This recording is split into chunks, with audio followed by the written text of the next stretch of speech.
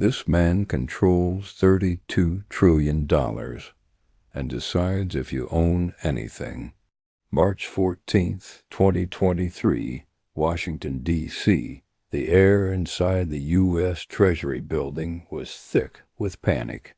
Silicon Valley Bank had just collapsed overnight, wiping out $175 billion in deposits in less than 48 hours.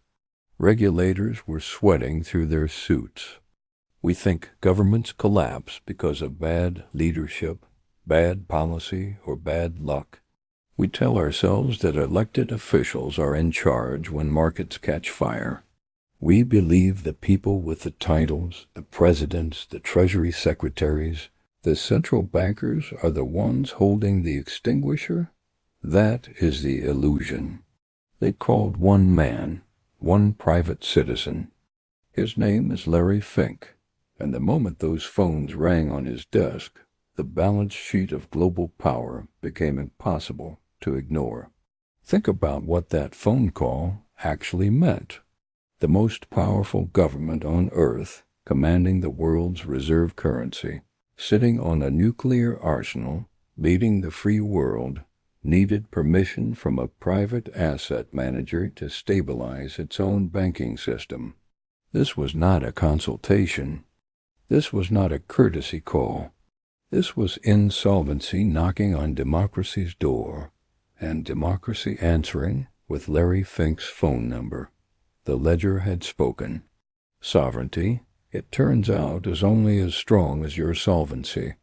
And in March 2023, the United States of America needed to borrow Larry Fink's analytical brain, his proprietary systems, and his invisible empire to keep the financial floor from caving in. With a single phone call that most people on Earth will never hear about. Lawrence Douglas Fink was born November 2, 1952, in a quiet suburb of Los Angeles. His father sold shoes. His mother taught English at a university. There were no trust funds, no inherited railroads, no family oil wells. He grew up in a world of ledgers and receipts, where every dollar had a name and every debt had a deadline. He returned to UCLA for his MBA in 1976, and by the time he walked out of that program, he had already identified the one thing that every bank, every government, and every pension fund was desperately missing: visibility. Nobody could see the whole board, and Fink intended to be the only man who could. He joined First Boston Investment Bank in 1976, and within 2 years he was doing something the financial world had never quite seen before. He was bundling home mortgages into bonds, packaging the American dream into a product and selling it to investors around the world. By the early 1980s, Fink was generating profits that made senior partners uncomfortable with envy. But beneath the surface, a trap was assembling itself, bolt by bolt, in the very instruments he had created. In 1986, the trap snapped shut. Fink made a single bad bet on interest rate movements within the mortgage-backed securities market. One misjudged position. One morning where the numbers moved wrong. In a single quarter, First Boston lost $100 million.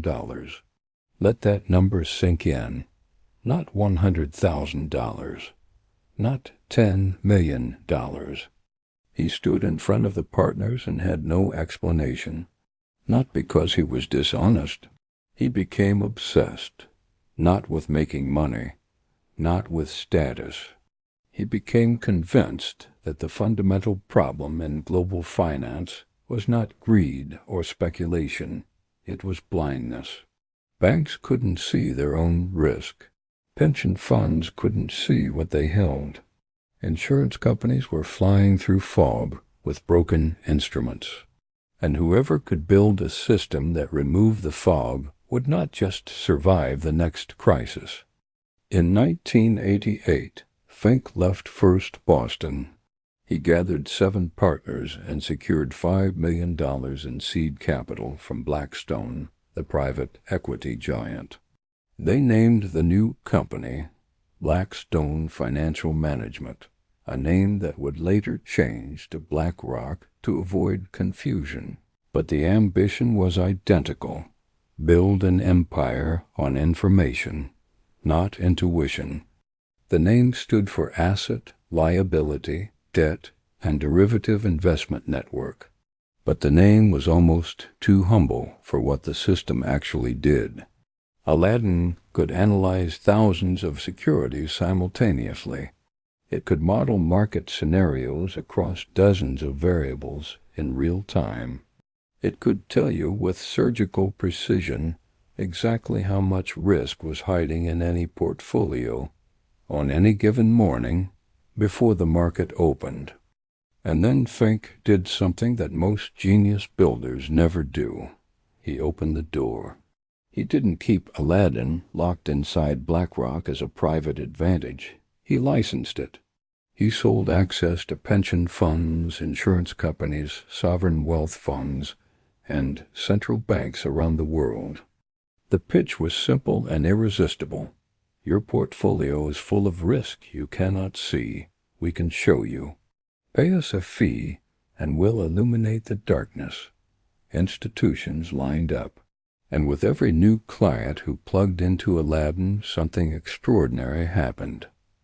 BlackRock gained visibility into their portfolios, not their individual positions in granular detail, but the aggregate data, the flow of trillions, the direction of global risk, the pressure building in specific asset classes before anyone else felt the tremors. This was structural information asymmetry. Built legally, built brilliantly, built permanently into the architecture of the business model itself. By 2005, Aladdin was monitoring roughly $4 trillion in global assets. By 2015, that number had crossed $15 trillion. Today, Aladdin monitors and manages over $21 trillion in global assets for institutions that pay BlackRock for the privilege. Think about the geometry of that power. Every major pension fund, every sovereign wealth fund, every insurance company running on Aladdin is feeding BlackRock data. They see the current.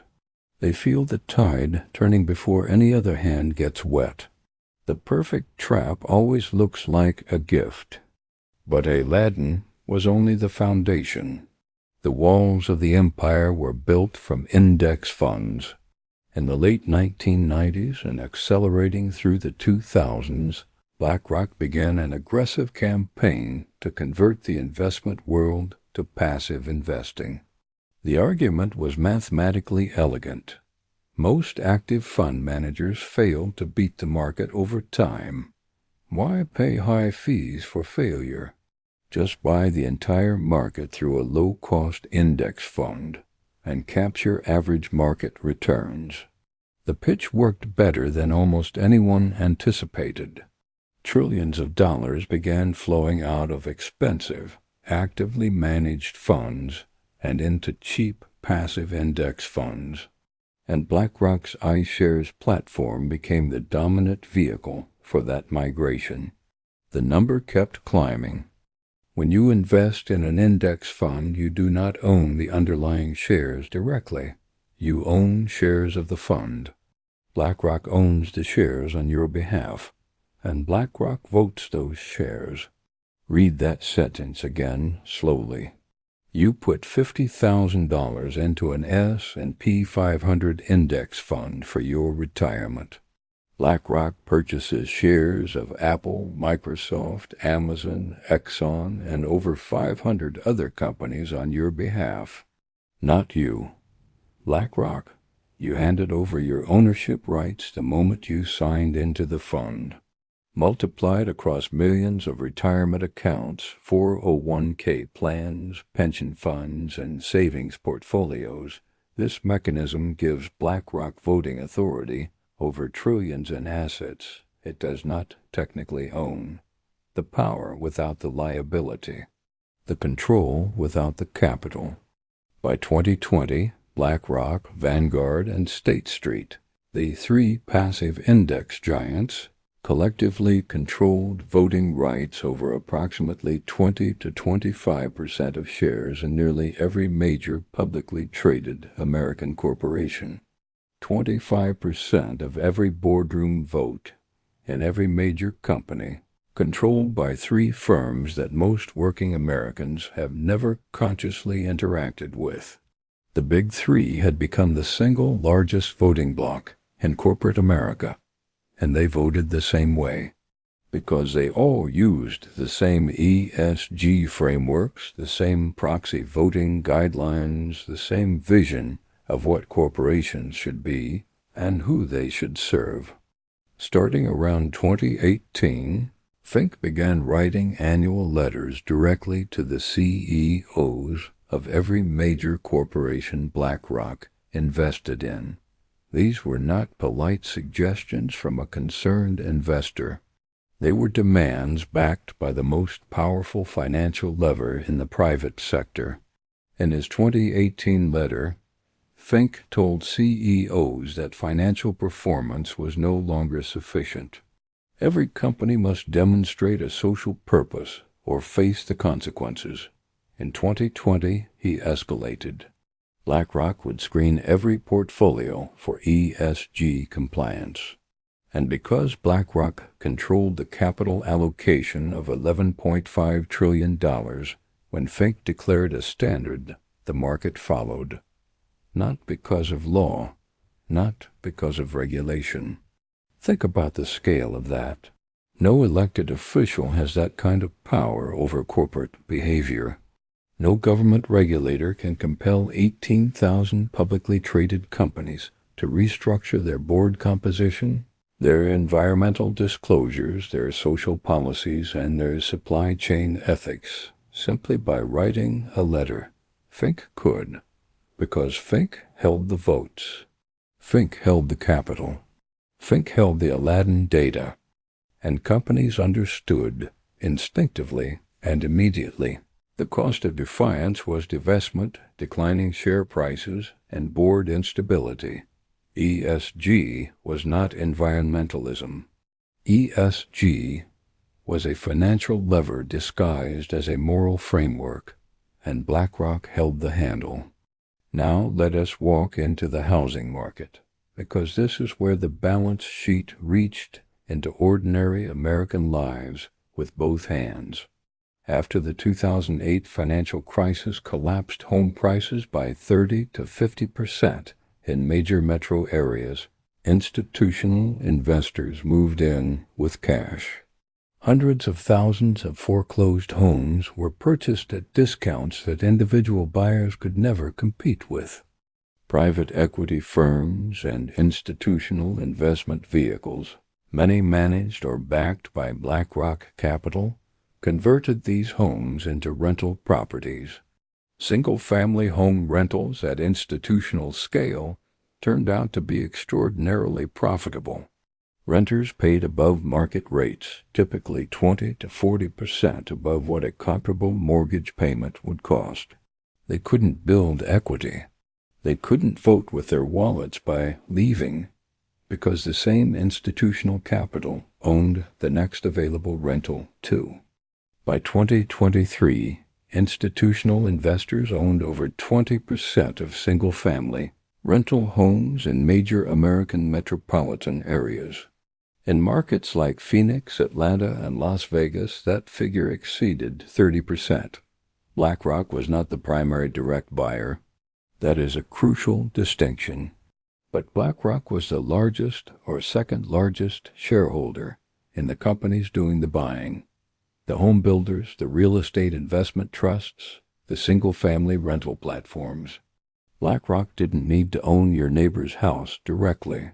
It just needed to own a significant stake in the company that did. The profits from your rising rent flowed through to the companies BlackRock held. The balance sheet captured the income either way. And while millennials and Gen Z workers ran the math on home ownership, and came up $150,000 short. The ledger in New York was adding zeros. The build-to-rent model made it even more permanent. Developers, increasingly funded by institutional capital, aligned with BlackRock-backed investment vehicles, began building entire neighborhoods designed from the ground up, never to be sold. Homes that would never enter the ownership market. Subdivisions born as rental communities owned by institutions generating perpetual income streams. The house you could have bought in 2015 for $280,000 was now a rental at $3,200 a month. You pay rent forever. They collect forever. The subscription economy. You access, you do not own. The ledger records the difference. 15th, the entire financial architecture of the Western world began to crack simultaneously. Bear Stearns was already gone. Agee was hemorrhaging billions by the hour. Merrill Lynch was being absorbed in an emergency fire sale. The U.S. Treasury and the Federal Reserve were staring into a void. They had Larry Fink's phone number. The Federal Reserve and the Treasury jointly hired BlackRock to analyze the balance sheets of Bear Stearns, Agee, and later the entire TARP bailout program.